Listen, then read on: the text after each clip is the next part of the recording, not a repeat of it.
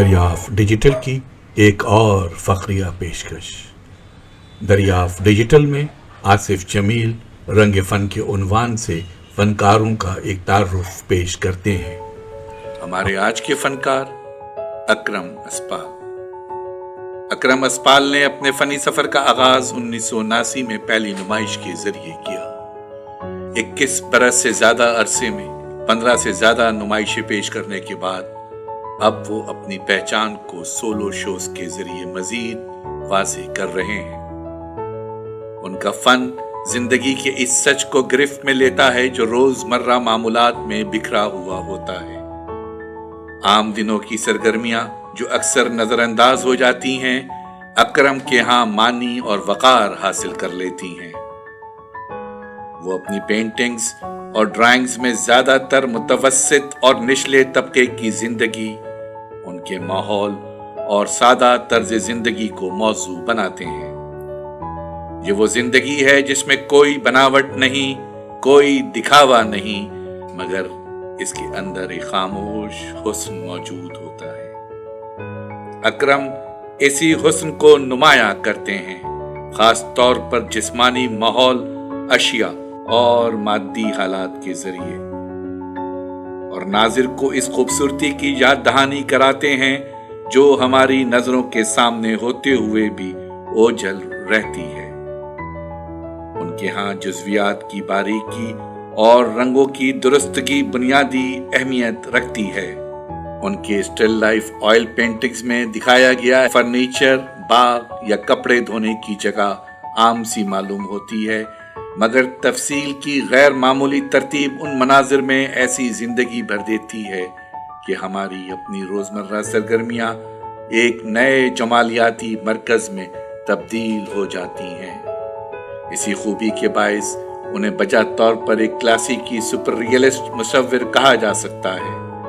उनकी पेंटिंग्स में हकीकत से करीब तरीन और निहायत नाजुक तफसील अकरम अस्पाल के मौजू को गोया सांस लेता हुआ बना देती है। अकरम की हालिया हकीकत पसंदाना ऑयल पेंटिंग्स एक हद तक surrealism के दायरे में दाखिल हो चुकी हैं।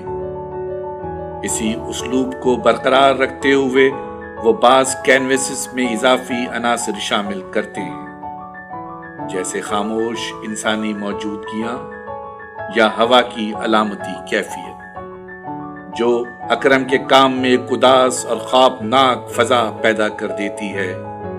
उसके बावजूद उनके फन का मरकजी नुक्ता अब भी रोजमर्रा जिंदगी की उन अशिया और कामयाबियों का जश्न है जो हमारे वजूद की तश्कील करती हैं।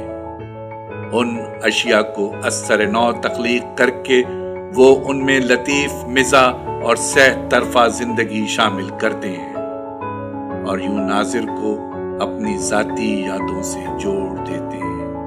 अगरचे अकरम अस्पाल की टेक्निक्स नुमाया तौर पर मुख्तलिफ हैं और मौज़ूआत भी बज़ाहिर एक दूसरे से अलग दिखाई देते हैं, मगर उन सब के दरमियान एक गहरा रब्त मौजूद है। पहली किस्म हमें यादों की दानिस्ता तख्लीक के जरिए इज्तिमाई तौर पर अपने फैसलों पर गौर करने की दावत देती है, जबकि दूसरी किस्म अशिया और सरगर्मियों के जरिए हमें लाशऊरी तौर पर अपनी इनफरादी यादों के सफर पर ले जाती है। उमूमी तौर पर जदीद फन की तारीख को देखा जाए तो उसका एक बुनियादी मकसद तस्वीर को महज हकीकत की खिड़की समझने के फ़रेब को तोड़ना रहा है। 1960 की आखिरी दिहाई और 1970 की दहाई में अमेरिका में सुपर रियलिज्म की तहरीक इसी रद्द अमल के तौर पर उभरी, जो पोलाक, डिकॉनिंग और दीगर मुसव्विरों के जज्बाती अफराद के खिलाफ थी। इसी तनाजुर में अकरम अस्पाल के फन में भी मारूजियत की वही शदीद ख्वाहिश नजर आती है।